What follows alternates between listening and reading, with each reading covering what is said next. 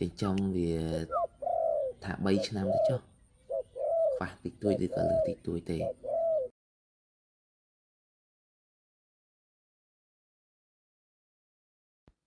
បាទជួបគ្នាទៀតហើយបងប្អូនថ្ងៃនេះសូមនិយាយបន្តិចតាក់ទងនឹងដលកធ្នាក់នេះមួយថាធ្នាក់ក៏បានមិនជាធ្នាក់ក៏បានដែរព្រោះទើបតែបង្ហាត់លុបប្រហែលថ្ងៃចុងក្រោយនេះទេតែតង់ចម្លែកបន្តិចដលកនេះគឺជួនវាផ្អើលទៅជួនវាអត់ផ្អើលអត់ដឹងថាមូលហេតុអីបើបងប្អូនណាដឹងជួយប្រាប់ផងចឹងដលកនេះសំឡេងរៀងធំតែវាអត់ចេះព្រិចទេនៅក្នុងទ្រុងក្នុងអីហ្នឹងពេលបង្ហាត់ហ្នឹងក៏អត់ព្រិចក្រែងលោថា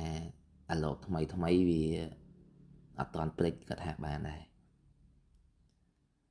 តែភាគច្រើនវាហៅហើយវាមានបវាហៅហើយវាមានបអាហ្នឹងមិនដឹងថាជាអីណាព្រោះខ្ញុំអ្នកលេងដៃថ្មីដែរអញ្ចឹងចាំមើលតែនៅtrongវីដេអូខ្ញុំនឹងដាក់សំឡេងវារងាវហើយបងប្អូនជួយ comment ប្រាប់ផងថាតើប្រភេទអញ្ចឹងគេហៅថាប្រភេទអីប្រភេទដែលកែមឬក៏ប្រភេទពាក្យពេចន៍ឬក៏ប្រភេទអីអញ្ចឹងណា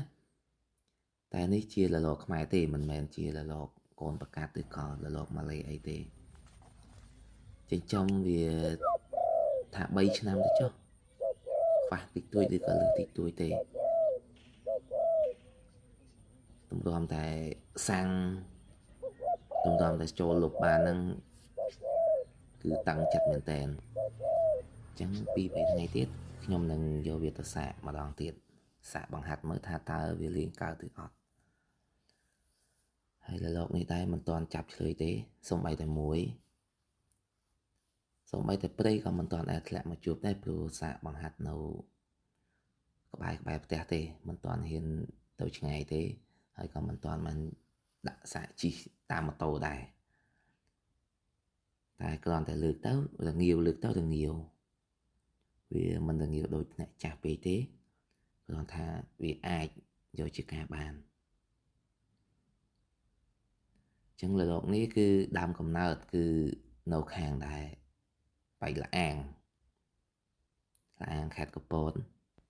លោកនេះដំបូងមិនគិតថាទុកទេតែគ្រាន់ថាឃើញរូបរាងវាធំ